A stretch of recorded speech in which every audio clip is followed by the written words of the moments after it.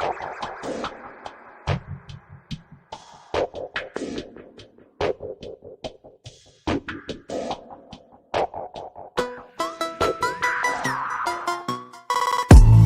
everyone. Welcome to our YouTube channel. My View My channel, in association of Teaching Point. Like, subscribe, comment. Visit our website www.teachingpoint.org.in. Section A JEE mains 2023 January attempt first shift 29 January 2023 का paper है हमारे पास। Question number 4 है, the shortest wavelength of hydrogen atom in Lyman series is lambda, the longest wavelength in Balmer series of He plus is. Clear है, हमें find out करना है। ये हमें ऑप्शन दे रखे हैं 4, इनमें से ही कोई हमारा राइट आंसर होगा। तो हम क्या करें, सबसे पहले क्वेश्चन सॉल्व करना स्टार्ट करें।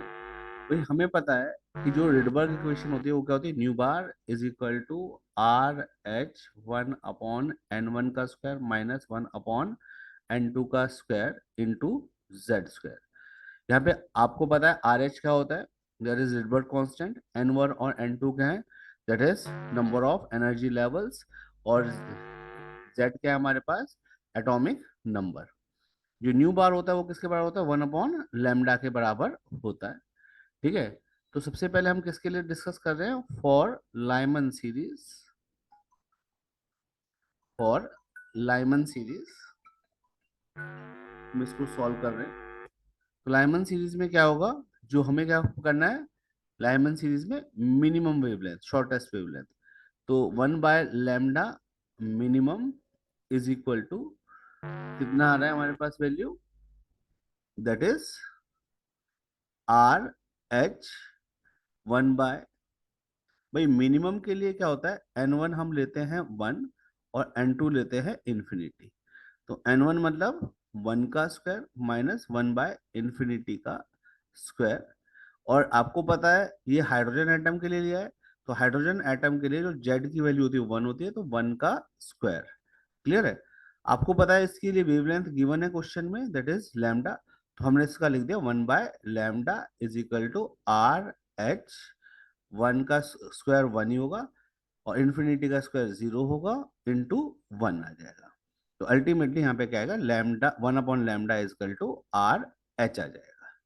क्लियर है, अब जो दूसरा केस हम ले रहे हैं उसमें ये किसके लिए ले रहे हैं, फॉर बाल्मर सीरीज।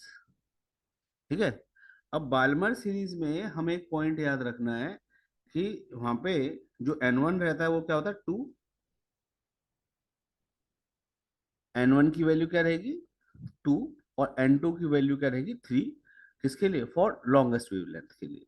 क्लियर है, फॉर्मूला लगाएंगे 1/λ मैक्स, या मैक्स ना लिख के हम क्या करें 1/λ He प्लस लिख देते हैं क्योंकि He प्लस का पूछा है, is equal to R H 1/n1 का स्क्वायर क्या होगा 2 का स्क्वायर माइनस 3 का square into Z square.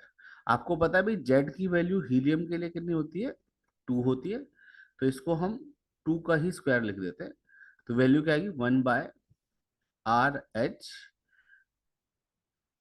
1/4 minus 1/9 into 4। ठीक है, तो 1 सॉरी आर एच आएगा यहाँ पे, 1 लिख दिया मैंने आर एच। तो आर एच किसके बराबर होगा, भाई यहाँ पे हमने एलसीएम ले लिया 36, कितना आएगा, यहाँ पे आएगा 9, यहाँ पे आएगा 4 इंटू 4। तो वैल्यू क्या आएगी, R H is equal to 5/36 into 4, cross में यहाँ पे मल्टीप्लाई करेंगे तो क्या आएगा, आर एच इजकल टू 5/9। अब ये किसकी वैल्यू है, 1/λ He प्लस। अगर हम दोनों को कंपेयर करें, इसको माना इक्वेशन 1, इसको माना हमने इक्वेशन 2, तो हमने लिखा, यहाँ पे कर देते हैं, यहाँ पे देखो कंपेयर इक्वेशन 1 एंड 2, कर दो भी कंपेयर इनको।